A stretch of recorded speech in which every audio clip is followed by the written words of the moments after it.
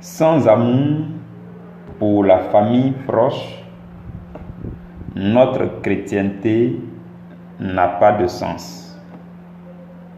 Sans amour pour la famille proche, notre chrétienté n'a pas de sens.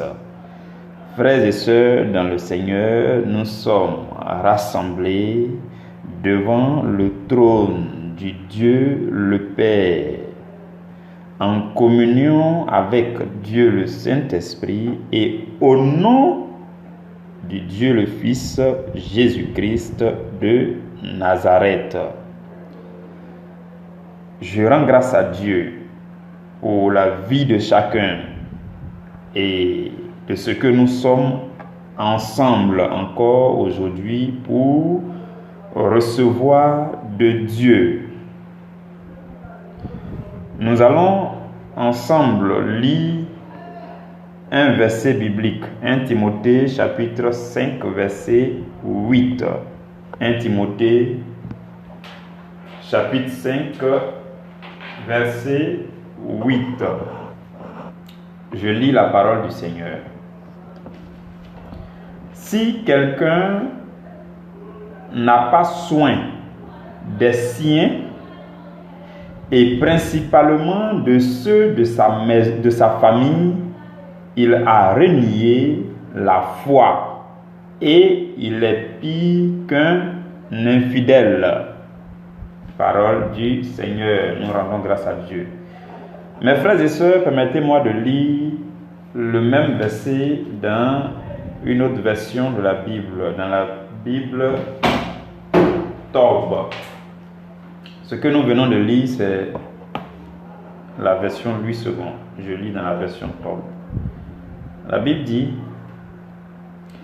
si quelqu'un ne prend pas soin des siens, surtout de ceux qui vivent dans sa maison, il a renié la foi, il est pire qu'un incroyant. Donc là déjà, lorsqu'on met les deux versions face à face, on se rend compte que là où la version Louis II parle de ceux de sa famille, la version Tob dit ceux qui vivent dans sa maison. Ceux qui vivent dans sa maison. Et là où la version Louis II parle de il est pire qu'un infidèle, la version Tob dit il est pire qu'un incroyant. Donc ce sont les mêmes révélations qui sortiront de ces deux versions. J'aimerais qu'on incline ensemble la tête pour recommander au Seigneur la méditation de ce verset que nous venons de lire. Seigneur éternel, nous te disons merci, toi qui nous donnes ta parole. Seigneur Jésus, la Bible dit que tu as fait tout ce qu'il fallait faire pour nous sauver de la mort, mais aussi tu nous as laissé la parole de l'Évangile pour notre purification, notre sanctification. Merci de ce que tu nous donnes une parole à méditer. Ensemble, mes frères et moi, nous nous introduisons dans la communion avec le Saint-Esprit afin de recevoir les choses cachées derrière ce verset. Donne à chacun de nous ce dont il a besoin dans le cadre de sa vie actuelle par rapport aux situations actuelles. Seigneur, nourris-nous de ta parole, de la nourriture de ce jour, au nom de Jésus. Amen. Frères et sœurs dans le Seigneur, dans chaque maison, il y a un responsable de la maison. Dans chaque maison, il y a un responsable de la maison. Et le verset que nous avons lu dit que si ce responsable-là ne prend pas soin, tout à l'heure nous allons voir ce que signifie soin. Si ce responsable-là ne prend pas soin de ceux qui habitent dans sa maison, ceux qui vivent sous son toit, là on suppose, là nous parlons des responsables qui sont chrétiens. Donc là, la Bible nous dit que si ce responsable chrétien ne fait pas ce qu'il faut faire pour prendre soin de ceux qui vivent dans sa maison, ceux de sa famille proche qui sont dans sa maison, qui sont sous son toit, s'il ne fait rien pour s'occuper d'eux, la Bible dit, et c'est surprenant pour nous tous, la Bible dit qu'ils ont renié la foi et ils sont pires qu'un incroyant, c'est-à-dire celui-même qui ne croit pas en Jésus. Waouh, c'est vraiment fort tout cela. Donc dans une maison, il y a toujours un responsable. Et ce que la Bible est en train de nous dire, c'est que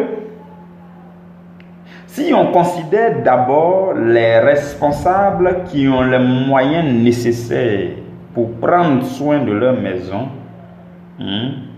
il faut qu'ils le fassent. S'ils ne le font pas, alors qu'ils sont chrétiens, tout de suite le verset nous dit qu'ils ont renié la foi chrétienne. Donc, ça met en cause la chrétienté. Donc, tous ceux qui ont les moyens nécessaires, à qui Dieu donne le nécessaire, ceux qui sont responsables de la maison, bien sûr, je parle de ceux qui sont responsables de la maison, c'est-à-dire tu es responsable dans la maison où tu habites. Quand on rentre et qu'on dit qui est le responsable, c'est toi qu'on désigne. Donc, si Dieu te donne le nécessaire pour t'occuper de ceux-là qui sont dans la maison et que tu ne le fais pas, la Bible dit que ta chrétienté est remise en cause. Tu es un infidèle, tu es pire que celui qui ne croit pas en Jésus. C'est un peu fort, mais ça fait partie de la manifestation de l'amour.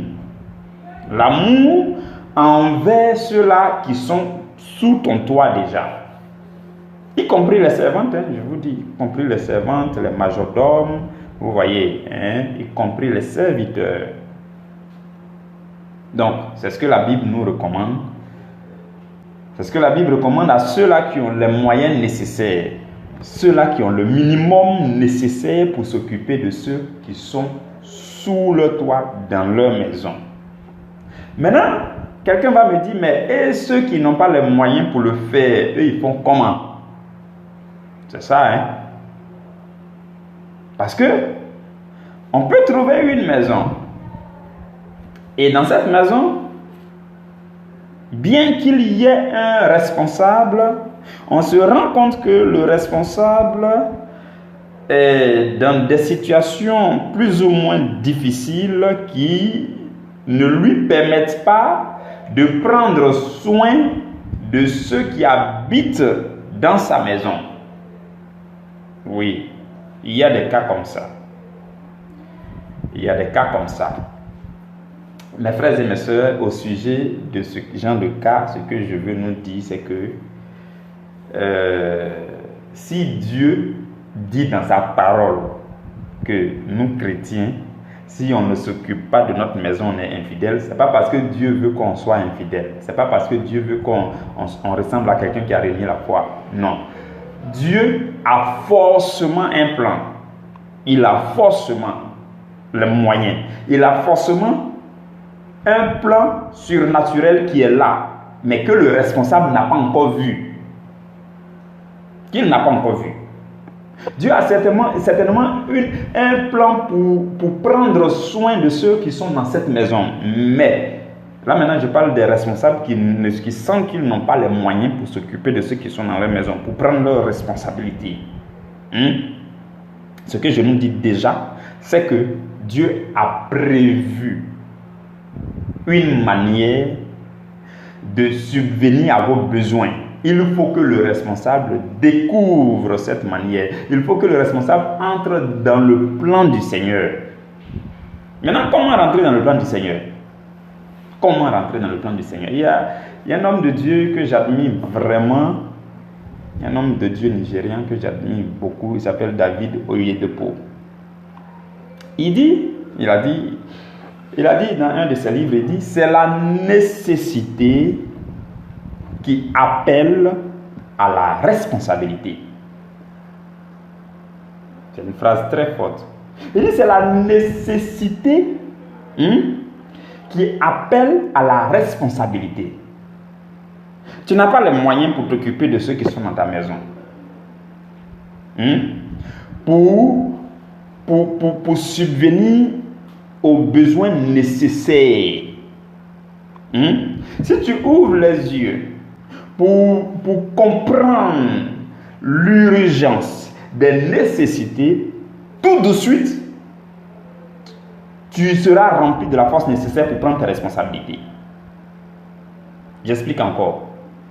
En fait, il y a des gens qui n'ont pas les moyens de s'occuper de leur maison, mais qui en même temps croisent les bras, qui ne sont pas encore conscients de la nécessité, de l'urgence de prendre soin de ceux qui sont dans leur maison. Le jour où tu prendras pleinement conscience que c'est nécessaire que toi, le responsable, tu prennes tes responsabilités, cette conscience de la nécessité va t'attirer à la responsabilité. Et tu vas commencer, je vous dis, il y a des exemples palpables comme ça. C'est-à-dire que tu te lèves et puis tu dis, je sors. Il n'y a rien à manger. Je ne peux pas rester à la maison en train de dormir. Non. Je ne peux pas rester à la maison en train de regarder la télé. Non. Il faut que les enfants mangent. Il faut que les gens de la maison mangent. Donc je ne peux pas croiser les bras. Donc je fais comment? Je sors et puis je vais dans n'importe quelle direction. Là où Dieu va m'envoyer, je m'en vais chercher quelque chose. Il faut que je rentre avec quelque chose. Si tu as fait sa première journée, que tu n'es pas rentré avec quelque chose. Deuxième journée, tu n'es pas rentré avec quelque chose. Troisième journée, Dieu va commencer à mettre devant toi ce qu'il faut avoir pour rentrer avec. Donc, ça commence par voir la nécessité. Être conscient de la nécessité. Quand tu es conscient de la nécessité et que tu es conscient qu'il est urgent que tu te lèves, parce que c'est toi le responsable de la maison. Tu ne peux pas être là, mes frères et mes soeurs, entre nous, franchement, Dieu là, il nous aime. Si on est devenu chrétien, Jésus nous aime. Jésus ne peut pas permettre que tu sois là et puis tu ne peux pas payer maison. Tu ne peux rien faire. Et puis toi, tu joues aux jeux vidéo chaque jour. Ou bien tu regardes la télé chaque jour. Ou bien tu ne fais rien. Tu ne rentres même pas un peu dans la présence de Dieu pour dire Seigneur, viens-moi au secours. Et tu ne te lèves pas aussi pour aller marcher. Il faut aller dehors, pour aller te promener, pour aller nager où tu veux nager. Mais Dieu veut que tu rentres avec quelque chose. Donc il faut d'abord que tu sortes de toi-même. Et que quand Dieu voit que tu es conscient de l'urgence, et que tu sors, Dieu va mettre sur ton chemin les personnes qu'il faut et tu vas rassembler un peu pour rentrer avec. Le prochain jour, ça va augmenter un peu. Ainsi de suite. Peut-être que c'est là que tu vas rencontrer quelqu'un qui va te donner du travail. Ou bien c'est là que Dieu va donner des opportunités. Le problème des gens, c'est qu'ils dorment. Ou bien ça vont jouer au damier, au ludo. Ils s'en vont faire d'autres jours. Donc, tant que tu n'es pas conscient de la nécessité, tu ne peux pas prendre tes responsabilités. Donc, là, je viens de parler à ceux qui peuvent dire « Non, je n'ai pas les moyens de m'occuper de la maison. Et la Bible dit que si je ne m'occupe pas de la maison, je suis un incroyant, je suis un infidèle. » La Bible a dit, c'est vraiment dur. Donc, la Bible dit aussi pour que tu te réveilles. Pour que tu te réveilles, que tu cours dans toutes les directions. Il faut courir dans toutes les directions où tu veux courir. Je vous dis, ce que je suis en train de vous dire là, moi, ça m'est déjà arrivé. Il y a eu un moment, c'était vraiment difficile. C'était très difficile. Quand j'ai croisé cette parole de l'homme de Dieu David Oyedepo, j'ai dit, mais j'ai fait quoi? Il faut que je sorte. Si je dois devenir fou, ou bien si je dois chercher des choses dans la rue, bien sûr, il faut que je sorte. Je dois rentrer dans la présence de Dieu. Je suis jeune. Dieu doit me venir au secours. Il faut qu'il me donne une idée surnaturelle. Il faut que je fasse quelque chose. Il faut que. Quand tu te lances dedans, Dieu attire vers toi ce qu'il te faut pour que tu t'occupes de ceux qui sont dans ta maison. C'est le minimum. Je nous ai toujours dit, il ne faut pas on va chercher à commencer par ceux qui sont dehors. Commençons par ceux qui sont dans notre maison, ceux qui sont dedans. Si quand tu vois les enfants mangent, ils sont contents, tout le monde mange, dans la maison il y a la nourriture. La Bible dit quoi? Vous mangerez à satiété. Si on est chrétien, il y a cette bénédiction-là qui doit nous poursuivre. Vous mangerez à satiété. Donc, il faut qu'il y ait de la nourriture dans la maison. Et si tu es responsable de la maison, il faut prendre tes responsabilités. Sinon, le verset qu'on vient de lire peut te condamner. Ça peut condamner ta conscience. Donc, si tu ne veux pas que ta conscience soit condamnée, tu te lèves, tu analyses la nécessité, tu analyses l'urgence de subvenir aux besoins de ceux qui sont à la maison là, et tu sors, tu vas dans toutes les directions. Voilà ce que je recommande pour ceux-là qui disent qu'ils n'ont aucun moyen de subvenir et puis sont là les bras croisés. Ça, c'est ce que je nous propose. Mes frères et mes soeurs, c'est ça. Maintenant, pourquoi même la Bible dit que si tu ne fais pas ça, tu es pire qu'un infidèle? Ça aussi, c'est un peu dur. Il faut qu'on se penche dessus. Selon vous, pourquoi la Bible le dit? La Bible dit, si tu ne t'occupes pas, si tu ne prends pas soin de ceux qui sont dans ta maison, tu as renié la foi. Non seulement ça, mais tu es pire que celui qui ne croit pas. C'est vraiment dur. Mes frères et sœurs, lorsqu'on regarde autour de nous, on regarde juste autour de nous, on peut constater que le fait de prendre soin de sa maison, là, c'est le b.a.-ba chez les non-croyants. Il y a des gens qui ne croient pas en Jésus. Mais ils sont conscients que si quelqu'un dans ma maison, il doit manger, il doit s'habiller. Quand on dit à fête, il faut le minimum. Quand vous regardez simplement autour de vous, vous allez voir qu'il y a des gens qui ne sont pas chrétiens, mais qui sont conscients de ça, et qui l'assurent, et qui se donnent, et qui sortent, et qui travaillent, et qui se cherchent, et qui... vous voyez, c'est-à-dire qu'ils se donnent, ils se livrent sous le soleil, ils font ce qu'il faut faire, ils cherchent où il faut chercher, il faut sortir, il faut partir. Tu sors, tu quittes la maison, tu fuis la maison. Tant que je ne me suis pas promené pour rentrer à quelque chose, je ne vais pas venir m'asseoir. Non, je suis conscient de la nécessité de cette urgence. Je ne peux pas m'asseoir à la maison alors que ceux qui sont à la maison ont faim. Non, ce n'est pas possible. Ceux qui sont dehors là, les non-croyants là, souvent ils font ça mieux que nous. Voilà pourquoi la Bible dit que si nous qui sommes croyants, nous le faisons, nous sommes pires que eux. Vous comprenez maintenant? Donc la Bible dit que nous qui sommes croyants, qui vivons notre vie chrétienne et qui portons dignement le nom chrétien là, si nous voulons continuer à porter ça dignement, il faut qu'on manifeste l'amour pour ceux qui sont sous notre toit. Et cet amour là consiste à prendre soin d'eux. Ce n'est pas une histoire d'aller dire non, toi je t'aime, non, toi tu as un beau visage, non, toi tu souris bien, puis sourire à tout le monde, et puis le soir, personne, il n'y a rien à manger. Ce n'est pas de ça qu'il s'agit ici. Le vrai amour là, il faut prendre soin de ceux-là qui sont dans la maison. C'est le minimum. Quand tout le monde a mangé et qu'ils sont rassasiés et que ça rit, là maintenant tu peux dire à quelqu'un je t'aime, ton visage est beau, là voilà, c'est ça. Donc vous comprenez. Donc, lorsqu'on regarde autour de nous, on remarque que d'autres font ça mieux que nous.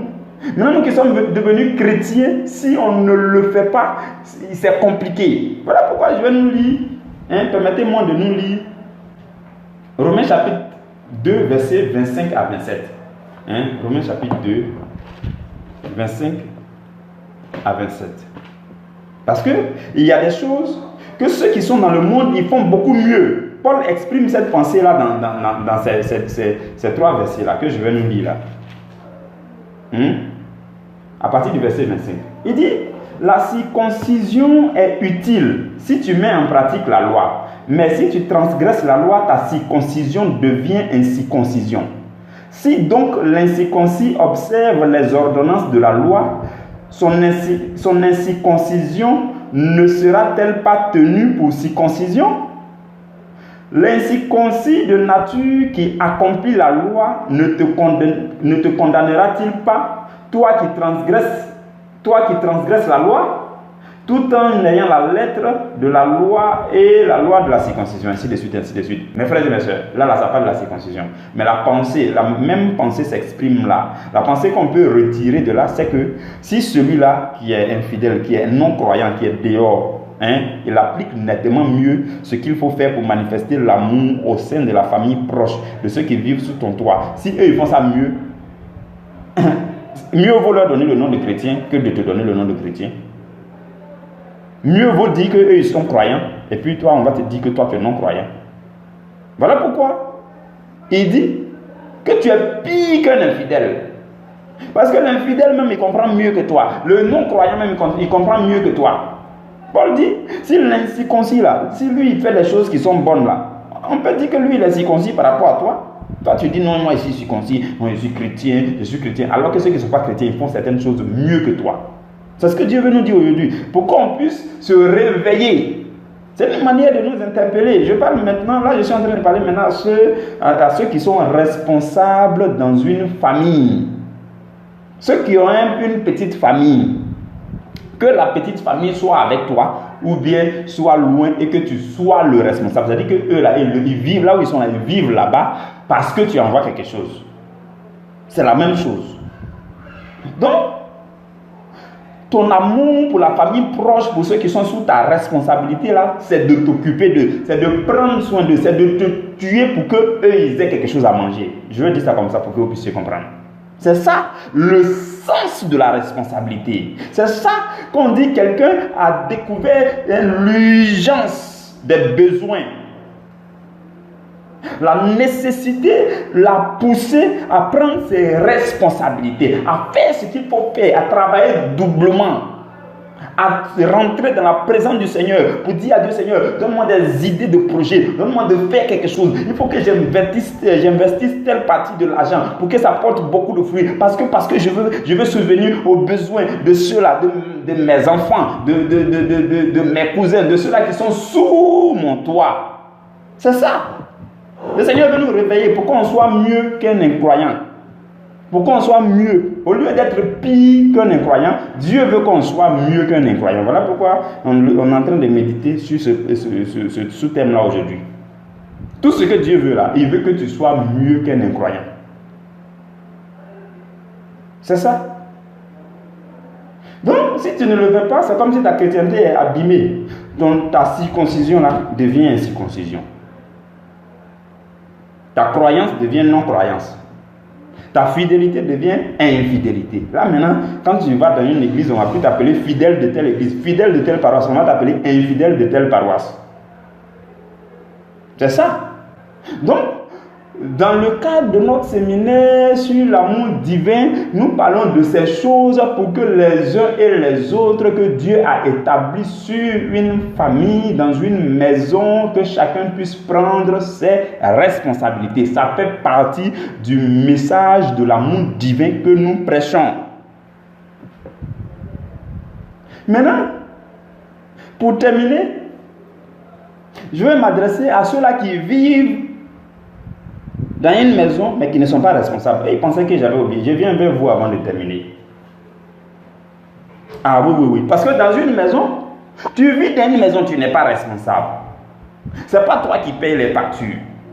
Ce n'est pas toi qui donnes la nourriture. Tu ne fais que bouffer. Tu ne fais que gaspiller l'eau. Quand tu veux sortir, tu laisses toutes les ampoules allumées. Ah, je suis en train de parler. Il faut que je parle. Il faut que je parle. Vous pensez que j'allais oublier cela? Non, je ne peux pas les oublier.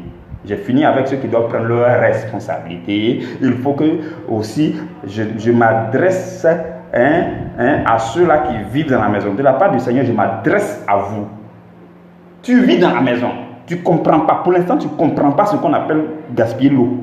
Tu ne comprends pas ce qu'on appelle laisser une ampoule allumée et puis tu sors. C'est-à-dire que tu ne fais pas attention à tout ça. Ça ne te dit rien. Tu laisses en pleine journée le ventilateur allumé, personne n'est dans la chambre. Ou bien les ampoules sont allumées, ça ne te dit rien. Vous comprenez? Pour l'instant, ce n'est pas toi qui paie les factures. Pour l'instant, ce n'est pas toi qui est le responsable de la maison. Mais aujourd'hui, nous sommes en train d'étudier le sous-thème qui s'adresse aux responsables de la maison de façon précise. Mais le Seigneur profite pour te dire qu'il faut que tu prennes tes précautions parce que bientôt, ça sera toi. Quand vous lisez 1 Corinthiens chapitre 10, dans le verset 11, la Bible dit que ces choses-là, la Bible parlait des anciens là, et puis la Bible dit, ces choses-là sont arrivées pour vous servir d'exemple. Ah oui, oui, oui. Donc si toi tu n'es pas encore responsable, tu vis sous le toit des gens, tu te réveilles à 9h, 10h, tu regardes la télé ou tu regardes, souvent même tu dors devant la télé. Télé là, ça consomme l'électricité, ça fait facture. Le responsable de la maison va payer ça à la fin du mois. Pour le moment, toi tu ne comprends pas tout ça, ça ne te dit rien. Ventilateur là, ça te souffle, même quand tu as froid jusqu'à... ça te souffle. Clim là, tu mets, même quand tu as froid. Pour le moment, tu ne comprends pas parce que tu n'es pas responsable. La Bible dit, ce que les responsables font, si tu ne les observes pas, pendant que tu es là, sache que Dieu fait ces choses pour que ça te serve d'exemple. Voilà pourquoi souvent, les générations vont de pire en pire. Parce que tu as été là, tu as vu tout, et tu n'as pas pu faire mieux. Toi, tu deviens pire que l'autre. Et souvent même pendant qu'il est là, il va critiquer un peu. Bon, quand il n'y a pas à manger, on va dire, oh c'est papa, ou bien c'est le grand frère, le responsable de la maison qui ne nous donne pas à manger, ou bien quand on coupe courant, même, ou bien quand il n'y a pas l'argent pour payer facture, même là, tout le monde croise les bras, on ne fait que parler du responsable de la maison. Mes frères et mes soeurs, si tu habites dans une maison, tu n'es pas responsable, sache que ton tour arrive. Ton tour va arriver. Et Dieu te dit que ces choses-là leur arrivent. Ces choses-là arrivent aux responsables pour te servir d'exemple. Pour ne pas que tu sois pire qu'un incroyant demain. Demain là, pour ne pas que tu sois pire qu'un incroyant, pour ne pas qu'on dise que tu as renié la foi, pour ne pas que tu fasses pire que celui qui est là actuellement, il faut ouvrir les yeux, observer les choses et faire des choses avec soin. Tu ne peux pas sortir et puis toutes les ampoules sont allumées, ou bien tu ne peux pas regarder la télé, ou bien tu ne peux pas laisser la télé branchée, ou bien tu ne peux pas. Il faut observer les petites choses dans la maison. Qu'est-ce qui peut consommer? Qu'est-ce qui peut peser sur le responsable de la maison? Il faut analyser. C'est aujourd'hui que pour toi là commence. Il faut observer pour que demain tu sois meilleur. Vous comprenez ce que je dis, mes frères et mes soeurs? C'est ce que le Seigneur veut nous dire aujourd'hui. J'espère que nous avons compris. Parce que nous prenons le risque d'avoir une vie chrétienne abîmée par rapport à ce verset. Parce que le verset dit non, là tu deviens incroyant, tu deviens infidèle. On ne t'appelle plus fidèle chrétien, on t'appelle infidèle chrétien. Pour ne pas que cela arrive, Dieu nous veut que... c'est un petit sous-thème qu'on est en train d'étudier. C'est un seul jour. Vous voyez, c'est le sous-thème là. C'est un seul jour. Dieu a quelque chose de particulier à nous dire. On prend note, on met ça dans notre cœur. Comme la dernière fois, il nous disait, la Bible dit dans le psaume 119, je sais ta parole dans mon cœur afin de ne pas pécher contre toi. Donc, on doit serrer cette parole dans notre cœur afin de ne pas devenir infidèle, afin de ne pas devenir pire qu'un incroyant. Vous comprenez? Donc c'est ce que le Seigneur nous dit. Chaque jour, le Seigneur nous dit quelque chose. Ce quelque chose d'aujourd'hui là, Dieu veut que tu mettes ça dans ton cœur, que tu sais ça dans ton cœur. Vous comprenez? Donc là, le Seigneur nous a adressé la parole à nous tous. Celui-là qui est responsable d'une maison et qui a les moyens pour s'occuper de la maison et qui ne le fait pas, lui aussi, il faut qu'il se réveille aujourd'hui pour faire ce qu'il a à faire. Sinon, il est pire qu'un incroyant. Celui qui est responsable de la maison aussi et qui n'a pas les moyens, qui croise les bras, qui ne fait que se plaindre de la vie. Non, les présidents, le gouvernement a fait ceci. Non, le système économique est difficile. Arrête de bavarder. Non. Personne n'est responsable de ta vie. Si tu cherches un responsable de ta vie, là, c'est Dieu. Il faut rentrer en jeûne. Tu vas le rencontrer pour dire, Seigneur, pourquoi je n'ai rien pour m'occuper de ma famille? Oh Seigneur, viens-moi au secours. Il va te venir au secours. Ce n'est pas le président qui est le responsable de ta vie, ni le premier ministre, ni le système, ou bien le gouvernement, ou bien rien. Mes frères et mes soeurs, la vie, là, c'est une responsabilité personnelle. Moi, souvent, c'est ce que je dis souvent. Je dis non, le sorcier même n'est pas. Je ne peux même pas accuser, même le sorcier, je ne peux pas l'accuser. Non, parce que ma vie va mal. Je ne peux pas accuser ni le sorcier, ni le président, ni le système économique. Non, je ne peux pas. Lisez très bien la Bible et vous allez voir que les héros de la Bible, même quand ça va très mal, ça va très bien chez eux. Ça va très bien chez eux. Ça va très très bien chez eux. Donc personne n'est responsable de ta vie. Ce qui t'arrive là, c'est toi et c'est toi seul. Parce que tu as une relation médiocre avec le Seigneur. C'est pour ça que tu n'as pas encore bien vu pour que le Seigneur t'oriente. Donc aujourd'hui, le Seigneur t'interpelle. Donc si tu es responsable d'une maison et que tu ne prenais pas soin de ceux de la maison, ce que je te dis, c'est que c'est la nécessité qui appelle à la responsabilité. Quand le jour où tu seras conscient de la nécessité et que tu vas voir l'urgence, tu vas sortir, tu vas te défouler, tu vas courir dans tous les sens, tu vas chercher dans tous les sens et tu vas trouver. La Bible dit, cherchez et vous trouverez. Vous comprenez? Et je me suis adressé aussi à ceux-là qui vivent dans la maison, qui gaspillent les choses et qui ne savent pas qu'il faut prendre l'exemple, il faut ouvrir les yeux pour voir ce que les responsables subissent. Et puis, demain après-demain, tu auras ta femme, tu auras tes enfants.